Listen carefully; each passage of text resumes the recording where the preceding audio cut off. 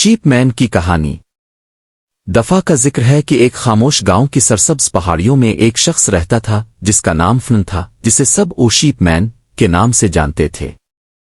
فن اپنا دن بھیڑوں کے ریوڑ کی دیکھ بھال میں گزارتا، انہیں چراگاہوں اور پہاڑوں پر لے جاتا۔ ایک صبح جب سورج افق سے اوپر چڑھ رہا تھا، فن نے ایک پرانے بلوط کے درخت کے قریب کچھ عجیب سا دیکھا۔ گھاس میں آدھا دبا ہوا ایک چمکتا ہوا سنہری کاغذ۔ تجسس میں مبتلا فن نیچے جھکا اور اسے باہر نکالا۔ یہ ایک قدیم بل تھا جس پر عجیب و غریب نشانات تھے اور وہ ہلکی روشنی سے چمک رہا تھا۔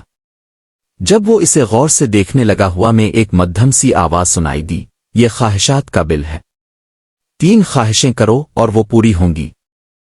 فن نے حیرانی سے آنکھیں جھپکیں۔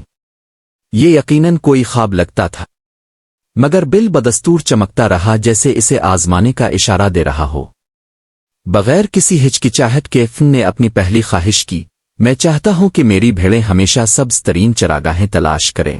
فوراً ہی اس کا ریوڑ پہاڑیوں کی طرف چل پڑا جہاں گھاس بہت زیادہ ہری اور شاداب تھی۔ حیرت زدہ ہو کر فن نے دوسری خواہش کی، میں چاہتا ہوں کہ میرا گاؤں خوشحال ہو بغیر کسی بھوک اور مشکلات کے۔ پلک جھپکتے ہی گاؤں میں زندگی کی رونق بڑھ گئی، فصلیں بھرپور طریقے سے اگنے لگیں اور ہر گھر خوشی اور آرام سے بھر گیا۔ فن نے اپنی آخری خواہش سے پہلے توقف کیا۔